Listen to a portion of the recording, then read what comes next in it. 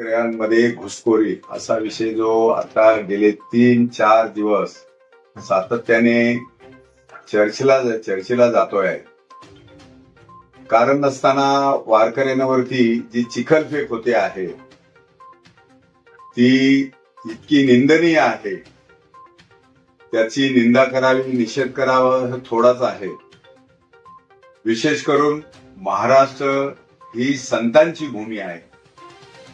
ज्या संतांनी या महाराष्ट्राला वैभव दिलं, परंपरा दिली, संस्कृती दिली, संस्कार दिले, अशा या महाराष्ट्रामध्ये ही जी पुरोगामित्वाची जी एक अशी पिल्लावळ जन्माला आलेली आहे, ज्यांना महाराष्ट्राचा विकास पाहवत नाही, महाराष्ट्रामध्ये जी प्रगती होते आहे ती पाहवत नाहीये, महाराष्ट्रामध्ये हिंदुत्वाचा सर्वतोपरी जो गजर होतो आहे, या सगळ्या दुःखातनं ज्यांचा पोटसूळ इतका उठलेला आहे.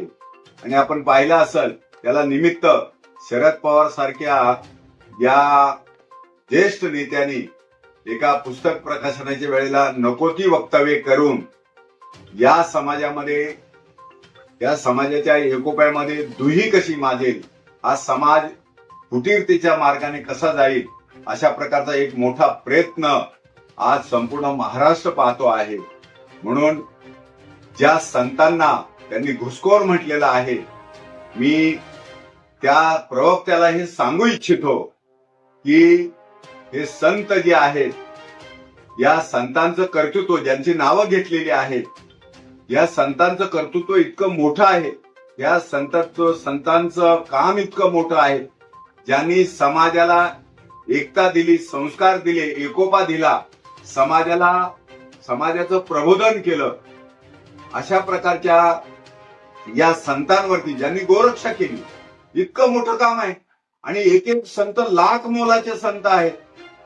त्यामुळं अशा संतांवरती, हे केवळ संतांवरती आरोप नाही केले, संतांना त्यांनी बदनाम नाही केलं, संतांना त्यांनी घुसखोर नाही म्हटलं, तर ही संत परंपरा जी आहे, या सनातन संस्कृतीचा जो काही संतांनी वारसा जपलेला आहे, या संत परंपरेवरती त्यांनी घातलेला घाला आहे. आणि कोण घाला घालतो? हे पुरोगामित्वाचे बँड वाजवणारे, ज्यांनी मटण खाऊन देवळात जाण्याच्या बाबतीत गोष्टी कराव्या, ज्यांना रामायण मान्य नाही, महाभारत मान्य नाही, धर्म मान्य नाही, अशा प्रकारच्या या मंडळींनी हिंदू समाजाला झोडपण्याचा जो प्रयत्न केलेला आहे, यांना माहित नाही हिंदू समाजाने केवळ करवट जरी घेतली, पण हिंदू समाज असं करणार नाही. कारण हिंदू समाज हा संतांच्या शिकवणीनुसार चालतो. आणि त्यांना जर असं वाटत असेल की त्यांना कुठेही धमक्या येतात, कुठे आजही संत कुठल्याही धमक्या देत नाहीये, संतांचा उग्रपणा त्यांनी अजून पाहिलेच नाहीये.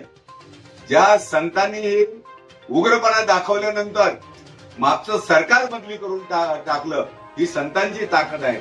म्हणून त्यांनी ज्या संतांच्या चारित्र्यावरती जे शिंतोडे उडवलेले आहे, म्हणून मी म्हटलं ह्या संत परंपरेवरती, हे चारित्र्य, संतांच्या चारित्र्यावरती त्यांनी ते हे शिंतोडे उडवलेले आहेत.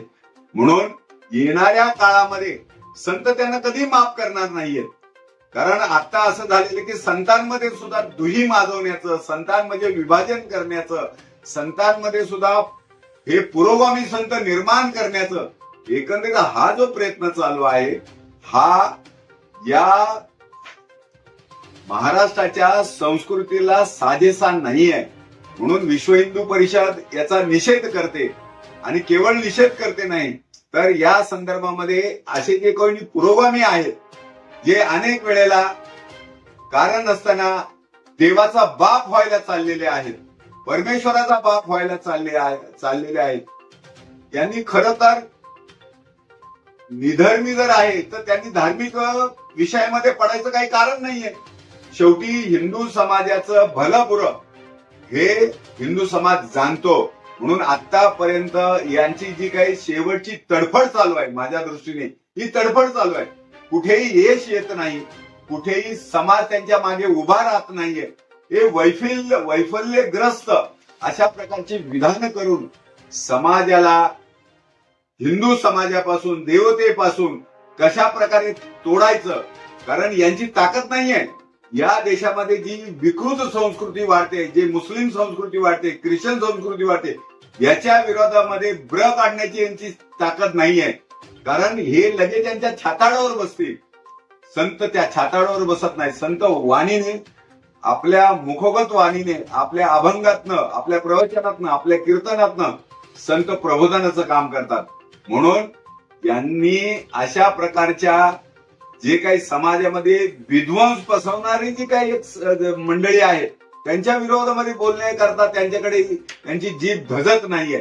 म्हणून मी त्यांना विश्व हिंदू परिषद म्हणून मी केवळ त्यांना एवढं सांगू इच्छितो की तुम्ही ज्या सेपटावर पाय देताय ते शेपूट जे आहे ते छोटं मोठं नाही, तर तुमचं उरलं सुरलेली जी लंका आहे, तुमचं उरलं सुरलेलं जे सामर्थ्य आहे, तुमचं उरलं सुरलेलं जे काही अस्तित्व आहे, वैभव आहे, ते संपवल्याशिवाय हे संत राहणार नाही.